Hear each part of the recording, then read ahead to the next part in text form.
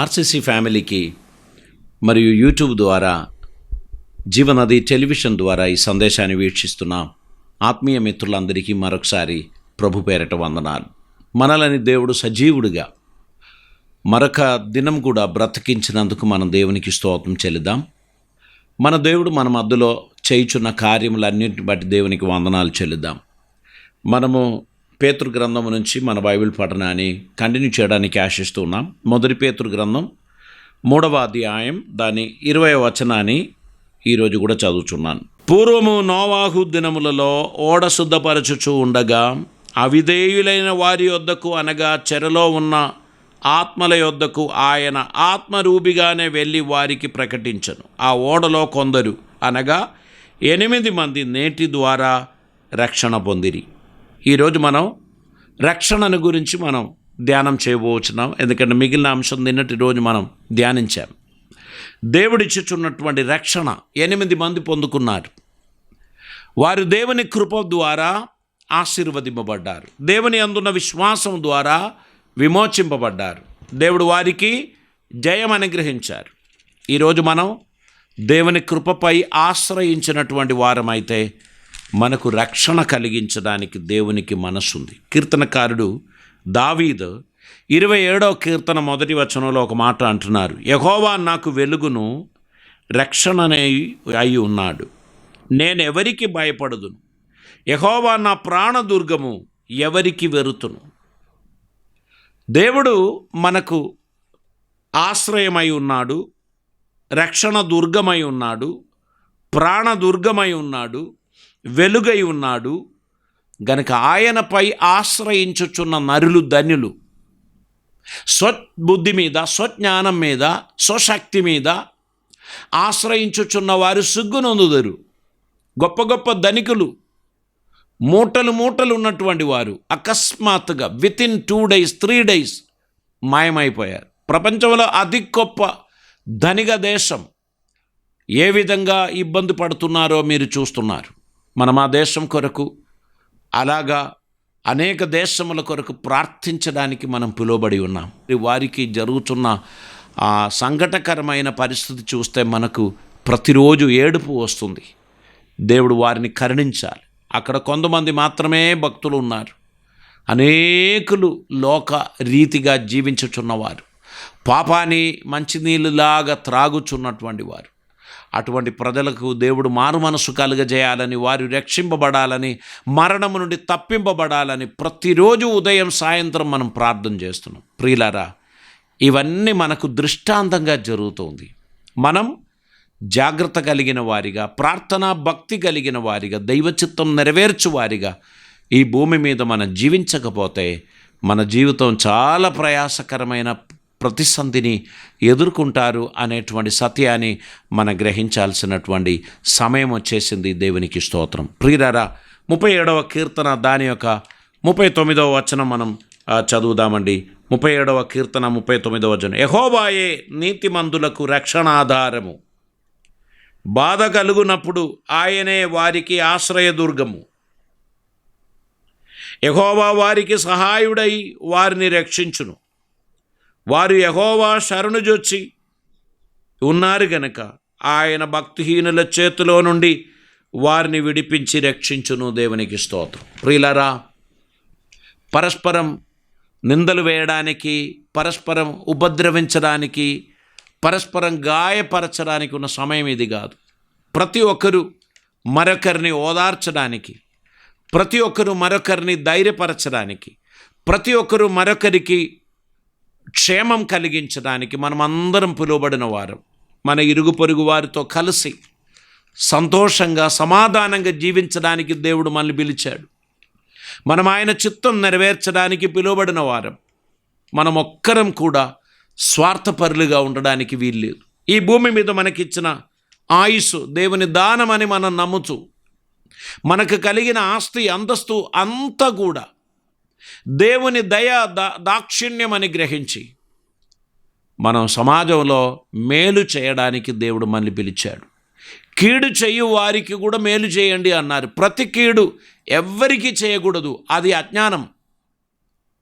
మనని దూషించిన వారిని ప్రేమించే సమయం ఇది. మనల్ని ద్వేషించిన వారిని ఆశీర్వదించే సమయం. ఆహారం లేని వారికి ఆహారం ఇవ్వాలి. మనమందరము దేవుని కృపను పరస్పరం పంచుకోవాలి. ఒకరికి ఒకరు అండగా ఉండాలి, ఒకరికి ఒకరు తోడుగా ఉండాలి, ఒకరిని ఒకరు బలపరచాలి. పాతవి చెప్పి ఎవరిని బాధ పెట్టకూడదు. ఎవరితో కూడా మనము బాధకరమైన సిచ్యువేషన్స్ క్రియేట్ చేయకూడదు. మీరు నేను దేవుని యొక్క చిత్తం నెరవేర్చడానికి పిలువబడినటువంటి వారు అనేటువంటి విషయాన్ని మనం మర్చిపోవద్దు. దేవుని చిత్తం నెరవేర్చడానికి ఆయన మనల్ని ఏర్పరచుకున్నాడు గనక పాతవన్నీ మర్చిపోతాం. మనం ఫ్రెష్గా కనబడాలి. పాతవి చేదు, ద్వేషం, కోపం, తాపం అన్నీ మనం విడిచిపెట్టాలి. నరులందరూ మన సహోదరులు, భారతీయులందరూ నా సహోదరి సహోదరులు అని మనం అసెంబ్లీలో మనం ప్రతిజ్ఞ చేశాం కదా, అది మనం కాపాడుకోవాలండి. అది మనం నిలబెట్టుకోవాలి. కష్టము అనుభవిస్తున్న మన ప్రియులకు ఆదరణగా అండగా ఉండడానికి దేవుడు మనం పిలిచాడు అనేటువంటి విషయాన్ని మనం మర్చిపోవద్దు. దయగలిగిన వారిగా సమాజంలో ఉందాం, కృపగలిగిన వారిగా సమాజంలో ఉందాం, దైవ చిత్తం నెరవేర్చు వారిగా సమాజంలో ఉందాం, ప్రభువుకు ప్రీతికరమైన బిడ్డలుగా సమాజంలో ఉందాం. ఆయన కోసం వాడబడడానికి మన జీవితాన్ని ప్రభు సన్నిధిలో సమర్పిద్దాం. ఆయన నమ్మదగిన వాడు, ఆశ్చర్యమైన కార్యములు చేయువాడు. ప్రభువును సంతోషపెట్టడానికి ఉన్నటువంటి నిర్ణయం తీసుకొని ఒక చక్కని జీవితాన్ని మనం కొనసాగించాలని ప్రభు మన గురించి ఆశించుచున్నారు. మనం యెషయా గ్రంథం 12వ అధ్యాయం దాని యొక్క 2వ వచనాన్ని మనం చదువుదామండి.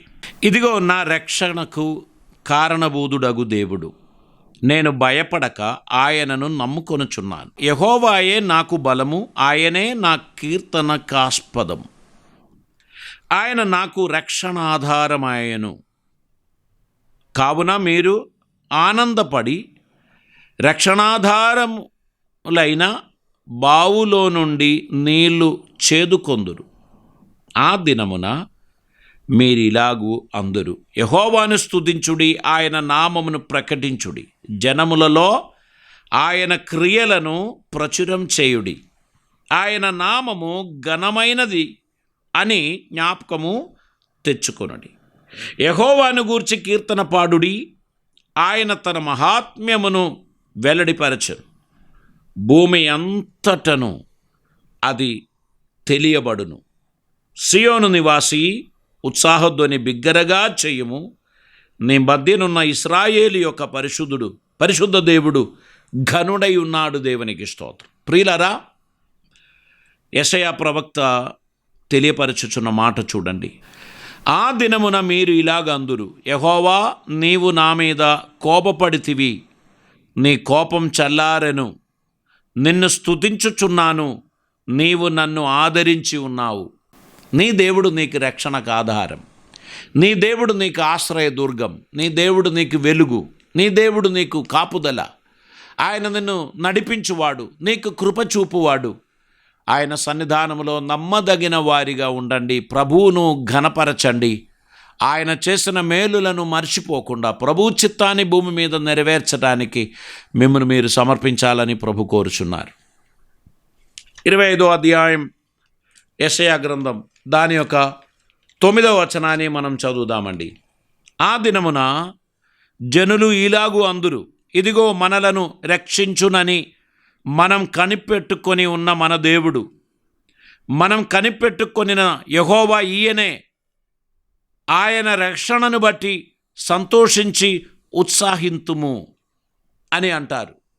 దేవుడు మనకు అనుగ్రహించబోచున్న రక్షణ లోకమంతా గుర్తు చేస్తారు. ప్రభు ఏదైనా చేస్తే మామూలుగా చేయడు. ఆయన చేసే కార్యాలు అద్భుతంగా ఉంటాయి. అది అనుభవించిన వారికి మాత్రమే తెలుసు. మన దేవుడు చేస్తున్న కార్యాలన్నీ అద్భుతమైనటువంటిది. కొన్ని విషయాలు మనకు అర్థం కాదు. అర్థం కానప్పుడు మౌనంగా ఉండండి. అన్నీ వచ్చిన వారిలాగా మాట్లాడకండి. అర్థం కాని విషయాలు నాకు తెలియదండి అని చెప్పండి. దేవుడు తెలియపరచినప్పుడు మనం చెప్పొచ్చు, చూసావా ప్రభు ఇలా చేస్తాడు. కనుక ప్రియులారా, మనం అందరికీ సేవ చేయడానికి, అందరి కొరకు ప్రార్థించడానికి, అందరి సౌఖ్యం కొరకు మన దేవుని సన్నిధిలో గోజాడడానికి ఉన్నటువంటి లాక్డౌన్ పీరియడ్ ఇది. ఇతరుల కొరకు ప్రార్థించండి. మనకు కరుణ చూపించిన దేవునికి స్తోత్రం చెల్లిస్తూ అనేకుల కొరకు ప్రార్థించడానికి మనం పిలువబడి ఉన్నాం అనేటువంటి విషయాన్ని మీరు జ్ఞాపకం చేసుకోవాలి. పరిశుద్ధ వాక్యంలో మనం సఫన్యా గ్రంథం మనం చదివినట్లయితే దాని 3వ అధ్యాయం 17వ వచనాన్ని ఈ సమయంలో మనం చదువుదామండి. నీ దేవుడైన యెహోవా నీ మధ్య ఉన్నాడు, ఆయన శక్తిమంతుడు, ఆయన మిమ్మును రక్షించును, ఆయన బహు ఆనందముతో నీ యందు సంతోషించును, నీ యందు తనకున్న ప్రేమను బట్టి శాంతము వహించి నీ అందలి సంతోషము చేత ఆయన హర్షించును. దేవునికి స్తోత్రం. అది మన జీవితంలో మనకు కావాలి. మన దేవుడు మన యందు హర్షించినట్లు, దేవుడు మన యందు ఆనందించినట్లు ఆయనకిష్టులుగా మనం నడవాల్సినటువంటి అవసరత ఉంది. ఆయన చిత్తం నెరవేర్చడం చాలా అవసరం ఉంది. నోవాహు భక్తి కలిగిన వాడు, నీతిమంతుడు, దేవుని చేత సాక్ష్యం పొందినవాడు, దేవునితో కూడా నడిచినవాడు. ఒక భక్తుడు ఇలా చెప్పాడు, ప్రతిరోజు దేవుడు నోవాహుతో నడవడానికి వచ్చేవాడంట, ఈవినింగ్ వాక్. అలా కొంత దూరం వెళ్ళిన తర్వాత ఇక చీకటి అవుతుంది పోదాం అని చెప్పి దేవుడు తిరిగి తీసుకొచ్చి నోవాహు ఇంటి దగ్గర వదిలిపెట్టిపోయేవాడంట. ఒకరోజు వారు నడుచుకుంటూ ఒక స్థలానికి వచ్చినప్పుడు దేవుడు చెప్పాడు, ఇక్కడి నుంచి నా ఇల్లు దగ్గరగా ఉంది, నువ్వు మరి నాతో వస్తావా, ఇంటికి తీసుకుపోయి తోలుమంటారా అని అడిగారంట. అప్పుడు నోవాహు చెప్పాడు, నేను నీతోనే వచ్చేస్తాను అని అన్నాడంట. అందుకే నోవాహు దేవునితో కూడా నడిచిన ఆ సాక్ష్యం పొందడానికి కారణమైంది. దేవుడు అద్భుతమైన కార్యములు ఆయన జీవితంలో చేశాడు. హానోకు కూడా ఇలాగనే దేవునితో కూడా నడిచాడు. దేవునితో కూడా నడిచిన హానోకును దేవుడు కొనిపోయాడు. నోవాహు తన కుటుంబ సభ్యులతో పాటు నివసించి ఈ లోకములో మరణించాడు. ప్రియులారా, ఈ జీవితం దేవుడు మనకిచ్చాడు. అది దేవుని చిత్తం నెరవేర్చడానికి, ప్రభు చిత్తం నెరవేర్చుచు ఆయనకిష్టులుగా జీవిస్తూ మనం ఆయన సన్నిధానంలో ఉండడానికి మనం సమర్పించాల్సినటువంటి అవసరత ఉంది. ఒక్క వచనం కూడా చదివిన మనం ముగిస్తాం. 1 తిమోతి పత్రిక 4వ అధ్యాయం దాని 10వ వచనాన్ని మనం చదువుదామండి. 1 తిమోతి పత్రిక 4వ అధ్యాయం దాని యొక్క 10వ వచనాన్ని మనం చదువుదాం. మనుషులందరికీ రక్షకుడును మరి విశేషముగా విశ్వాసులకు రక్షకుడనైన జీవము గల దేవుని యందు మనము నిరీక్షణ ఉంచి ఉన్నాము గనుక ఇందు నిమిత్తము ప్రయాసముతో పాటుపడుచున్నాము. దేవునికి స్తోత్రం. ఇక్కడ తిమోతికి పౌలు గారు రాసినటువంటి పత్రికలో 9వ వచనంలో అంటున్నాడు, ఈ వాక్యం నమ్మదగినదియు పూర్ణ అంగీకారమునకు యోగ్యమైనదియునై ఉన్నది, మనుషులందరికీ రక్షకుడును మరి విశేషముగా విశ్వాసులకు రక్షకుడనైన జీవము గల దేవుని యందు మనం నిరీక్షణ ఉంచి ఉన్నాము గనక ఇందు నిమిత్తం ప్రయాసముతో పాటుపడుచున్నాం. మనం చేయుచున్న ఈ ప్రయాసములన్నీ కూడా ఆయనపై మనకున్న నిరీక్షణను బట్టే. ఆయన మనుషులందరి రక్షకుడు. అది కొందరికి మాత్రమే ఇప్పుడు అర్థమైంది, మిగిలిన వారికి కూడా తర్వాత అర్థం అవుతుంది. మనం వాటి గురించి కలత చెందాల్సిన అవసరం లేదు. మనం ఎవ్వరిని కూడా బలవంతం చేయాల్సిన అవసరం లేదు. దేవుడు కరుణామయుడు, ప్రేమామయుడు. ఏ వైరస్ ద్వారా, ఏ సమస్య ద్వారా ఆయన తన ప్రజలకు తన్ను తానుగా ప్రత్యక్షం అవుతాడో మనకు తెలియదు. ఈ కరోనా వైరస్ సమయంలో దేవుడు మన దేశ ప్రజలను కరుణించాలని, రక్షించాలని, ఈ మహామారి నుంచి వారి ప్రాణమును తప్పించాలని మనం ప్రార్థన చేయాలి. మన ఇరుగు పొరుగు వారి కొరకు ప్రత్యేకంగా ప్రార్థన చేయండి. వారిలో కొందరికి దేవుని ప్రేమ తెలియదు, అయినా పర్వాలేదు, వారి ఎడల మీరు దయ చూపండి, మీరు వాత్సల్యత కలిగి ఉండండి. వారికి ఏదైనా అవసరత ఉంటే సహాయపడండి. వారి ఎడల మీరు కృప చూపాలని నేను మీకు మనవి చేస్తున్నాను. ప్రియులరా, ఇంగ్లాండ్ దేశంలో ఈ కోవిడ్ భయంకరంగా పాకింది. ఈరోజు ఒక వీడియో చూశాను. కేరళ రాష్ట్రానికి చెందిన ఒక స్నేహితుడు ఇంగ్లాండ్లో ఉన్నాడు. అక్కడ ప్రొవిజన్ స్టోర్ నడిపిస్తున్నాడు. ఇండియన్ స్టోర్ అక్కడ నడిపిస్తున్నటువంటి వ్యక్తి. అతడు ఎవరో 2 పిల్లలు అతనికి కాల్ చేసి, అంకుల్ మాకు ఆహారం లేదు, మేము ఆకలితో ఉన్నాం, మాకు వాహనాలు లేదు, మేము బయటికి వెళ్ళలేకపోతున్నాం, మేము స్టూడెంట్స్ వీసాలో వచ్చాము, మమ్మల్ని ఎవరు పట్టించుకోరు, మేము ఇక్కడ చచ్చిపోతామేమో అని భయం అనిపిస్తుంది, కొంచెం బ్రెడ్ కానీ ఏమైనా మాకు ఇవ్వగలరా అని అడిగినప్పుడు ఆయన వారికి ఎంతో ప్రేమతో తన షాపులో ఉన్న వస్తువులన్నీ, కేవలం బ్రెడ్డే కాదు, వారికి అవసరమైన సరుకులు కూడా తీసుకొని వెళ్ళి వారికి ఇచ్చేసి అతడు ఒక వీడియో పెట్టాడు. ఆ వీడియో ఏంటంటే, భారతీయులుగా ఈ ప్రాంతంలో ఉన్నటువంటి నా మిత్రులందరికీ తెలియపరుస్తున్నాను, మీలో ఎవరికైనా వాహనాలు లేక బజారుకు వెళ్ళి వస్తువులు కొనడానికి వీలు లేని వారు నాకు కాల్ చేస్తే, నా కంపెనీలో పనిచేసే యవనస్తులు ఉన్నారు, వాళ్ళను మీకోసం పంపిస్తాము, మీకు కావలసిన సరుకులు మీ ఇంట్లో అందిస్తాం, మీరేమీ డబ్బు ఇవ్వాల్సిన అవసరం లేదండి అని చెప్పారు. తర్వాత నా షాపులో ఉన్న ఐటమ్స్ ఏది మీకు కావాలన్నా మీరు లిస్టు పంపండి, అవన్నీ ప్యాక్ చేసి మీకు తీసుకొచ్చి ఇస్తానండి, మీరేం దిగులు పడకండి అని చెప్పి ఒక మెసేజ్ పెట్టారని ఒక టెలివిజన్ ఛానల్ అతను దాన్ని ఈరోజు ఉదయం న్యూస్లో పెట్టాడు. నాకు ఎంతో కన్ను నిండింది. నాకు దేవుని నేను స్తుతించాను. ఈ కాలంలో కూడా ఇటువంటి మనుషులు ఉన్నారు కదా, ప్రేమగలవారు, కరుణ దయగలిగిన వారు, స్వార్థం లేనివారు, పరిచయం లేని మనుషులకు ఓపెన్ మెసేజ్ పెడుతున్నారు. మీకు ఎవరికైనా కష్టం ఉందా కాల్ చేయండి, నేను మీకు సహాయపడతాను. ఆయన అంటున్నాడు, నాకున్నదంతా ఖర్చు పెట్టైనా నేను మిమ్మల్ని సహాయం చేయాలని ఆశిస్తున్నాను అంటున్నాడు. కనుక ప్రియులరా, ఈ కాలంలో దయ, కరుణ, కటాక్షములు కలిగిన వారిగా మీరు ఉండండి. కానీ గుర్తుపెట్టుకోండి, మీ ఇంటికి అతిథులను ఆహ్వానించకండి, మీ ఇంటి తలుపు తీసి ఆతిథ్యం ఇవ్వకండి, అతిథి సల్కారం ఇప్పుడు వద్దండి. ఈ కోవిడ్-19 అయిపోయేంత వరకు, ఈ లాక్డౌన్ ముగించేంత వరకు మీరు, మీ భార్య, మీ పిల్లలు మాత్రమే మీ ఇంట్లో ఉండాలి. మిగిలిన వారు వస్తే బయట నుండే మాట్లాడి పంపించేసేయండి. 5 అడుగుల దూరంలో ఉండి మాట్లాడండి, మాస్క్ ధరించుకోండి, చేతులు కడుక్కోండి, శుభ్రంగా ఉండండి. షేక్ హ్యాండ్లు, హగ్గులు ఇవన్నీ వద్దండి. మీరు మీ జాగ్రత్త పడుతూ, మీ కుటుంబ క్షేమం కొరకు మీరు జాగ్రత్త పడుతూ ఉండాలి.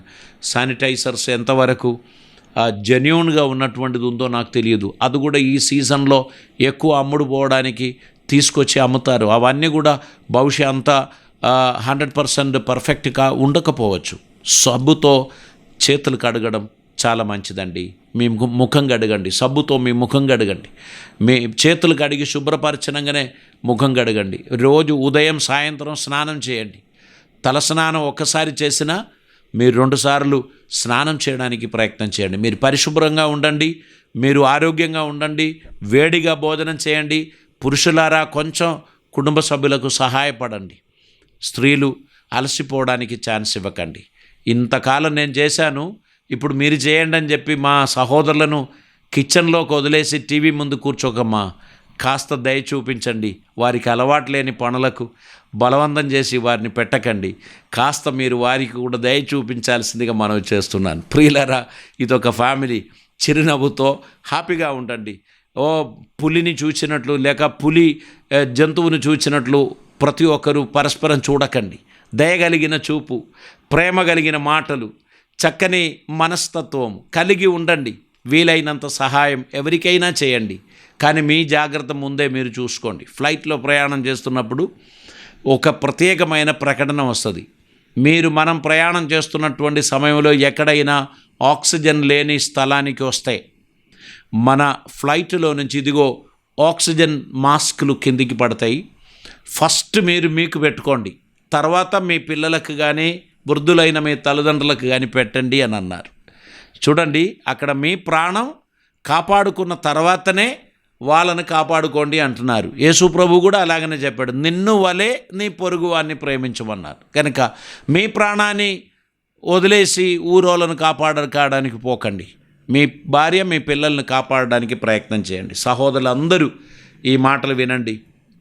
సహాయం చేయడానికి, పరోపకారం చేయడానికి ఇల్లును నిర్లక్ష్యం చేసుకొని బయట తిరిగి సమస్య ఇంటికి తీసుకొస్తే మనకెవరూ లేరు అనే విషయం మీరు మర్చిపోవద్దు. దేవుడు మనకు అండగా ఉన్నాడు. ఆయనపై ఆశ్రయం ఉంచండి, విశ్వాసం ఉంచండి, ధైర్యం కలిగి ఉండండి, కరుణాచిత్తులుగా ఉండండి, ప్రేమ కలిగి ఉండండి. పరస్పరం ఒకరికొరకు ఒకరు ప్రార్థన చేయండి. మనకు ప్రతిరోజు 6 గంటల నుంచి 7 గంటల వరకు సాయంత్రం ప్రేయర్ లైన్ ఉంది గనుక మీరు సాయంకాలం 6 గంటల నుంచి 7 గంటల వరకు ప్రేయర్ లైన్లో ప్రవేశించండి. ఉదయకాలం 6 గంటల నుంచి 7:30 వరకు ప్రేయర్ లైన్లో ఎంటర్ అవ్వండి. మీరు మాతో కలిసి ప్రార్థన చేయండి, మీ వాయిస్ వినిపించండి. ఆ విధంగా మనమందరం కలిసి దేవుని మహిమపరుద్దాం. ప్రేయర్ లైన్ నంబర్స్ కావాల్సిన వారు మాకు మెసేజ్ పెట్టండి, ఖచ్చితంగా మీకు పంపిస్తాము. అందరం కలిసి దేవుని మహిమపరుద్దాం. ఆశ్చర్యమైన కార్యములు మన జీవితంలో జరిగించునుగాక. దేవుని కృపా సమాధానములు మనకు కలుగునుగాక. ప్రతి ఒక్కరిని దేవుడు ఆశీర్వదించునుగాక. ధారాళమైన దీవెనలు దేవుడు మనకు కలుగజేయాలని నేను మనసారా ప్రార్థిస్తున్నాను. మీరును మీ కుటుంబ సభ్యులు ప్రభునందు సంతోషంగా ఆనందంగా ఉండాలని మీకోసం ప్రార్థన చేస్తున్నాం. దేవుడు మన అందరినీ తన కృప ద్వారా ఆశీర్వదించునుగాక. తల్లు వంచుదాం, ప్రార్థన చేద్దాం. పరిశుద్ధుడైన తండ్రి, కృపామయుడైన దేవా, నీకు వందనాలు. ఇదిగో ఈ దినమందు నీ వాక్యం విన్న నీ బిడ్డలందరినీ ఆశీర్వదించండి. వారి జీవితంలో నోవాహు దినములలో జరిగిన దేవుని కృప, దేవుని కనికరం, దేవుని రక్షణ ఈ భయంకరమైన కాలంలో మాకు కావాలని మేము కోరుచున్నాం. తండ్రి, నిన్నెరుగని మా మిత్రులు చాలామంది ఉన్నారు. వారిని క్షమించుమని, వారి అజ్ఞానమును క్షమించుమని, వారి ఎడల కృప చూపుమని, మా సమాజంలో ఒక్కరు కూడా మరణించకుండా ఈ పట్టణాన్ని, దీని సరిహద్దులను కాపాడమని ప్రార్థిస్తున్నాం. మా జిల్లా కలెక్టర్ మరియు మా పోలీస్ మేధావులు, మా మున్సిపల్ కమిషనర్లు, వారితో పాటు ఉన్న బృందములు రాత్రి పగలు లేకుండా ఎన్నో ప్రయత్నములు చేస్తున్నారు. మా రాష్ట్ర ముఖ్యమంత్రి గారి కొరకు ప్రార్థన చేస్తున్నాం. ఎంతో జాగ్రత్త కలిగి ఈ రాష్ట్రమును కాపాడడానికి తన మంత్రివర్గంతో పాటు ప్రయాసపడుతున్నారు. తండ్రి, నీ సహాయం, మీ దీవెనలు వారికి అనుగ్రహించమని ప్రార్థిస్తున్నాం. తెలంగాణ రాష్ట్రమును, ఆంధ్రప్రదేశ్ను కరుణించమని ప్రార్థిస్తున్నాం. కోవిడ్-19 అణిగిపోవాలి ప్రభువా. ప్రపంచ శాస్త్రవేత్తలకు సరైనటువంటి యాంటీడోట్ ఇంజెక్షన్ త్వరగా వారు కనిపెట్టినట్లు సహాయం చేయమని, ఈ మహమ్మారి మరణాన్ని ప్రభువా ఇంకా వ్యాపించకుండా దీన్ని అణిచివేసినట్లు మీ ప్రజలకు జ్ఞానం ఇమ్మని ప్రార్థిస్తున్నాం. ఈ వాక్యాన్ని వినిన ప్రతి ఒక్కరిని దీవించండి. మా తోటి సేవకులందరినీ, వారి కుటుంబాలను ఆదరించండి. వారి చిన్న సంఘాలను ఆరాధన లేకుండా 5 వారాలు అయింది ప్రభువా, వారు ఇబ్బందులు పడుతున్నారు. వారికి సహాయం చేయండి ప్రభువా. మా ప్రాంతంలో నివసించుచున్న మా మిత్రులందరినీ ఆశీర్వదించండి. ఏ కుటుంబంలో కూడా రోదనం రాకూడదు ప్రభువా. నీ యొక్క ఆనందం, నీ యొక్క సమాధానం ప్రతి కుటుంబానికి దయచేయమని ప్రార్థిస్తున్నాం. దీవెనలతో నింపమని, అద్భుతములు జరిగించమని, మీ సహాయహస్తం చాపమని, ఆదరణ అనుగ్రహించమని తండ్రి, నీ కృపా ధారాళమైన దీవెనలు మాకు దయచేసి మమ్మల్ని నడిపించి మహిమ పొందమని, కృపలతో నింపమని, ఈ యొక్క టెలికాస్ట్ కొరకు సహాయపడుచున్న సహోదరుని ఆశీర్వదించమని తండ్రి, మా యవన బిడ్డలు నీ కృప ద్వారా ఆశీర్వదింపబడినట్లు సహాయం చేయమని, అద్భుతమైన కార్యములు అందరికీ దయచేయమని యేసయ్య పరిశుద్ధ నామమున అడిగి ప్రార్థిస్తూ ఉంటున్నాం పరమ తండ్రి, ఆమేన్. ఈ సందేశం మీకు ప్రయోజనకరమైందని నేను నమ్ముచున్నాను. మీ విలువైన సలహాలు, మీ ప్రార్థన అవసరతలు మాకు చెప్పండి, రాయండి. మా చిరునామా Jeevanadi, revival Christian center, NIT post, Warangal 4, Telangana state. మీరు స్క్రీన్లో మా ఫోన్ నంబర్స్, మా ఈమెయిల్ ID, మా బ్యాంకింగ్ డీటెయిల్స్ అన్నీ కనిపిస్తుంది. ఏది ఉత్తమము, ఏది చేయాలని ప్రభు మిమ్మల్ని ప్రేరేపించారు అది మీరు చేయండి. మీకెవరికైనా ప్రార్థన అవసరతలు ఉన్నట్లయితే మాకు తెలియపరచండి.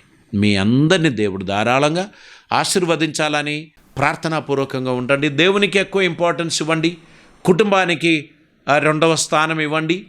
మీరు దేవుని కార్యంలో ఆసక్తిపరులుగా ఉండి మీ కుటుంబాన్ని పట్టించుకొని మీరు మీ సొంత రక్షణను సొంతం చేసుకోనమని ప్రార్థిస్తున్నాను. ప్రతి ఒక్కరిని దేవుడు దీవించిన గాక. ధారాళమైన కృప ప్రభు మీ అందరికీ కలుగజేయను గాక. God bless you.